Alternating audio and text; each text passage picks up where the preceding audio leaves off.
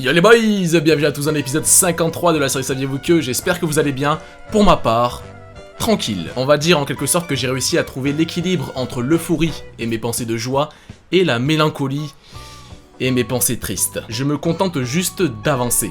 Et justement, ça m'aide à garder l'équilibre. Et d'ailleurs, en y pensant, même Einstein l'avait dit, la vie c'est un peu comme une bicyclette, il faut avancer pour garder l'équilibre. Même si je sais que la communauté Saviez-vous que est une belle fleur qui ne cesse de grandir, j'ai senti ces derniers temps que malheureusement, cette fleur se fane petit à petit. Et c'est pour cela justement que avant que cet épisode commence, je vous demanderai s'il vous plaît les amis, de me montrer, de me prouver que vous êtes encore là. C'est très important. Car en réalité, c'est une des seules choses qui me motive vraiment à faire un épisode, c'est de savoir que des personnes attendent avec impatience mon travail. Que ça soit en likant, en commentant, en partageant, montrez-moi s'il vous plaît que cette fleur est aussi belle qu'auparavant. Et surtout, qu'elle n'est pas en train de perdre ses belles pétales. Bon, après cette petite métaphore, on est parti pour l'épisode 53 de la série Saviez-vous que ?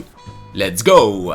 Saviez-vous que les deux pays les plus pollueurs au monde sont la Chine et les États-Unis? À eux deux, ils représentent 40% du total des émissions de CO2 de la planète. Je pense qu'il ne faut pas en vouloir aux personnes qui habitent dans ces zones-là de la planète, mais plutôt aux personnes qui les dirigent. Nous, la population, on est un peu les moutons, et le gouvernement, c'est un peu en quelque sorte le berger qui est censé nous guider. Même si normalement c'est l'inverse, mais bon, ça, c'est un autre débat. Juste un petit message aux bergers. Tu es quand même au courant que sans tes moutons, donc la population, tu ne peux pas vivre, tu ne peux pas construire ton petit business autour d'eux. Donc juste, s'il te plaît, arrête de te foutre de leur gueule. Car un mouton, 2 moutons, 3 moutons, c'est inoffensif. Mais au bout de centaines de milliers, ça peut devenir un gros problème pour toi.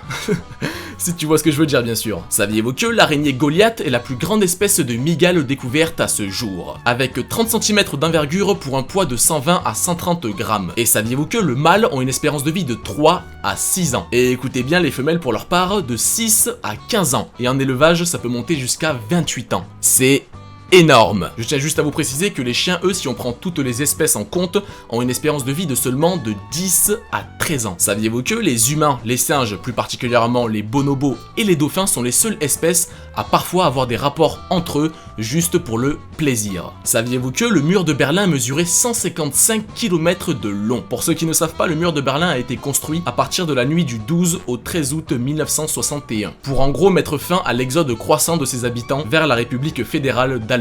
Et heureusement, le 9 novembre 1989, de nombreuses manifestations provoquent la chute du mur de la honte, suscitant ensuite l'admiration incrédule du monde libre, et ouvrant la voie à la réunification allemande. Saviez-vous que la mouche tsetse, présente uniquement sur le continent africain, est connue pour transmettre la maladie du sommeil? La mort ou tsetse?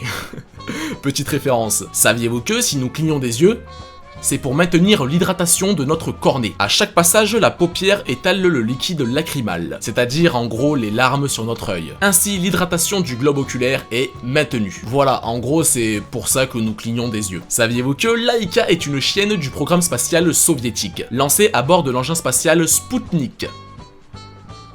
Excusez-moi, Sputnik 2, le 3 novembre 1957. À cette date précise, elle rentre dans l'histoire car elle devient le premier être vivant à rentrer en orbite autour de la Terre. Saviez-vous que moins 93,2 degrés, c'est la température enregistrée en Antarctique par un satellite de la NASA le 10 août 2010 ?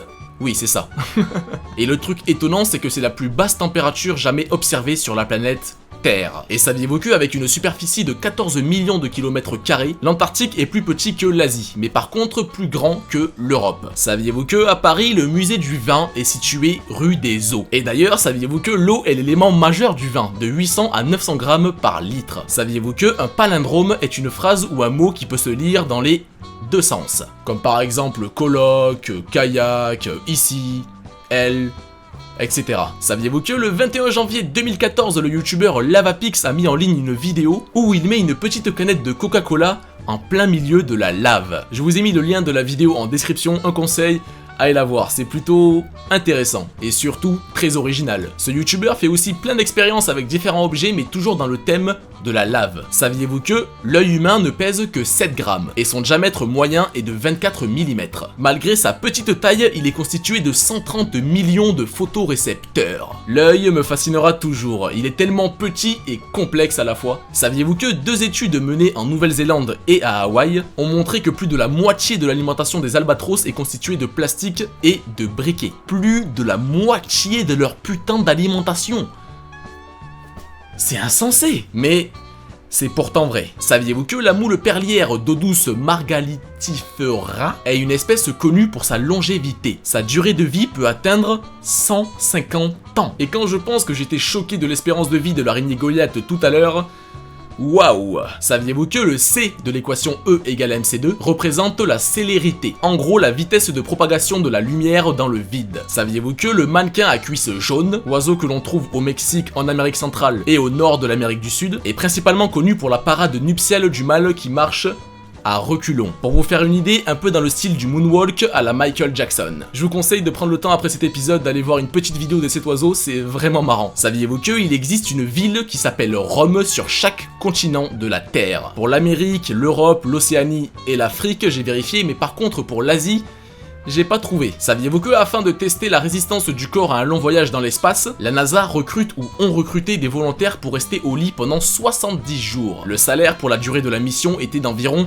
18 000 $, donc ça fait à peu près 13 000 €. La question maintenant que je me pose, c'est est-ce que vous serez capable de rester 70 jours dans un lit pour une telle somme? Je vous laisse y répondre dans les commentaires. Malheureusement les boys, ce Saviez-vous que numéro 53 est à présent terminé. Beaucoup d'entre vous, je sais, doivent se dire pourquoi cet épisode a pris-il autant de temps à arriver? Eh bien la réponse rejoint un peu ce que je vous avais dit au tout début de l'épisode. Le fait de voir de moins en moins de monde me demander à quand le prochain Saviez-vous que m'avait, on va dire, un peu moins motivé à en sortir un rapidement. C'est pour cela que s'il vous plaît, n'hésitez vraiment, mais vraiment pas à donner votre avis sur l'épisode, que ce soit en bien ou en mal, je m'en fous complètement, mais juste montrez-moi que cette série vous intéresse et que vous êtes toujours autant actif, car je sais à quel point, vraiment les gars, ma chaîne a augmenté avec cette série, ma chaîne a grandi avec cette série, je sais à quel point la série Saviez-vous que avant avait une communauté de psychopathes. Vraiment les gars, vous étiez des malades. Donc s'il vous plaît, prouvez-moi les gars que vous êtes encore là, et comme je vous ai dit au tout début de l'épisode, que je n'ai pas perdu les belles pétales